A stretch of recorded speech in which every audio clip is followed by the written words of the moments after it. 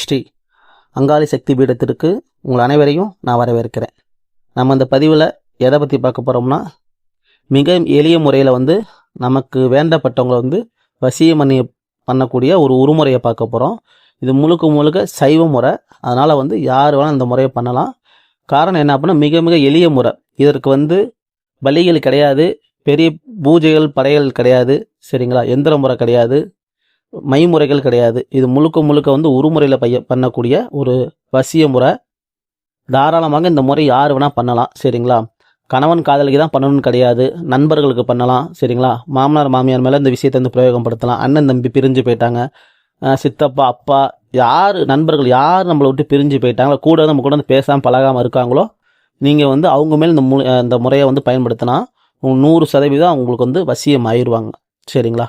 ஏன்னா ரொம்ப எளிய முறை. எந்த ஒரு பாதிப்பும் உங்களுக்கு வராது. நீங்கள் யார் மேலே படுத்துறீங்களோ, அந்த வசிய முறையை பண்ணுறீங்களோ அவங்களுக்கும் வராது. காரணம் என்ன அப்படின்னா, இது முழுக்க முழுக்க மோகினியை வச்சு பண்ணக்கூடிய ஒரு வசிய முறை. அதனால் 100% வேலை செய்யும். இதற்கு உகந்த நாள்னு பார்த்துக்கிட்டீங்க அப்படின்னா, உங்களுடைய நட்சத்திர நாளில் தான் இந்த பூஜை முறையை நீங்கள் ஆரம்பிக்கிற மாதிரி இருக்கும். உங்கள் காலண்டர் எடுத்துக்குங்க. அன்னைக்கு அப்போ உங்களோட நட்சத்திரம் எந்த கிழமை வருதோ அன்னைக்கு இந்த பூஜை முறையை ஆரம்பிங்க. இந்த பூஜை முறையை எத்தனை நாள் நீங்கள் கடைப்பிடிக்கணும் அப்படின்னா 21 நாள் நீங்கள் கடைப்பிடிக்கணும். இந்த பூஜை முறையை நீங்கள் பண்ணும்போது மது மாது சூது இருக்கக்கூடாது, விரத முறையை கடைப்பிடிக்கணும், சரிங்களா? பெண்கள் மாதவிட காலங்களில் ஒரு 3 நாள் ஆனதுக்கப்புறமே இந்த பூஜை முறையை நீங்கள் ஆரம்பிங்க. மற்றபடி இந்த பூஜை முறைக்கான வேறு எந்த விதிமுறைகளும் கிடையாது, சரிங்களா? இதற்கு என்ன பண்ணுறீங்க அப்படின்னா, உங்கள் நட்சத்திர நாளில் ஒரு வாழை இலை குளிச்சு சுத்தபத்தமானதுக்கப்புறமேட்டு ஒரு வாழை இலை விரித்து அதற்கு மேலே மல்லிகைப்பூ இருக்குது பார்த்தீங்களா, அதை பரப்புங்க. அந்த மல்லிகைப்பூவுக்கு மேலே நீங்கள் யாரை வசியம் பண்ணுறீங்களோ அது யாராக வேணால் இருக்கலாம், சரிங்களா? இது யாராக வேணால் இருக்கலாம். அவங்க என்ன பண்ணுறீங்க அப்படின்னா, அவங்களுடைய ஃபோட்டோ அது மேலே வச்சுட்டு அவங்க பயன்படுத்தின துணி ஏதாச்சும் ஒரு பொருள், எந்த பொருள்னா இருக்கலாம், அந்த பொருள் அது மேலே நீங்கள் வச்சுருங்க.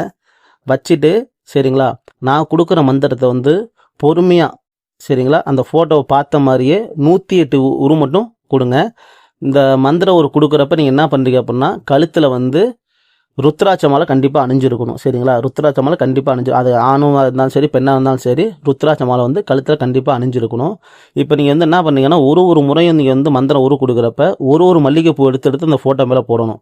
அதுபோல் 108 உரு கொடுக்கணும். 108 மல்லிகைப்பூவால் அந்த ஃபோட்டோக்கு அர்ச்சனை பண்ணுற மாதிரி இருக்கும். அவ்வளோதான். இந்த பூஜை முறை பண்ணுறப்ப ஒரு நெய் தீபம் ஏற்றி வச்சுக்கோங்க. அந்த இடத்துல ஒரு வாசனை, சரிங்களா, நிறைந்த ஒரு சாம்பிராணியோ ஊதுபத்தியோ அது போக இருக்கிற மாதிரி நீங்கள் பார்த்துக்குங்க. அவ்வளவுதான்.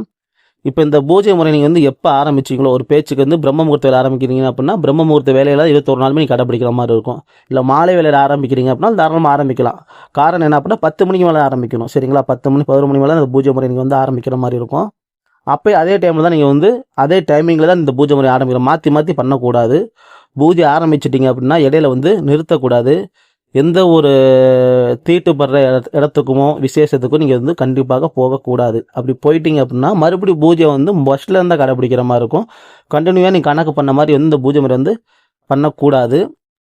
ரொம்ப ரொம்ப எளிய முறை. இது நிறைய பேர்த்துக்கு கொடுத்து வெற்றி கண்ட ஒரு அனுபவ முறை தான் உங்களுக்கு நான் கொடுத்துருக்குறேன், சரிங்களா? இந்த முறையை பயன்படுத்தி பாருங்கள். இந்த பூஜை முறை நீங்கள் பண்ணும்போது அதிகபட்சம் 3வது நாள்லேயே, எப்படி எண்ணி 3வது நாள்லேயே உங்கள் மேலே நீங்கள் யாருக்கு பூஜை இந்த வசிய முறை பண்ணுறீங்களோ உங்களுடைய எண்ணங்கள் அவங்க மன ரீதியாக போய் பாதிக்க ஏற்படும். அதாவது உங்களை பார்க்கணும், பேசணும், பழகணுங்கிற மாதிரி விஷயத்தை கொடுத்துரும். கூட யாரும் கூட பயணித்தாலுமே தங்கி இருந்தாலுமே அவங்களுக்கு வசியம் பண்ணுறீங்க அப்படின்னா உங்கள் மேலே சண்டையே இருந்தாலுமே மறந்து உங்கள் கூட அனுநியமாக பேசி பழக ஆரம்பிச்சிருவாங்க. ரொம்ப ரொம்ப எளிய முறை தான். உங்களுக்கு பார்க்க ரொம்ப எளிய முறையாக தெரியும், ஆனால் கை கண்ட அனுபவ முறை.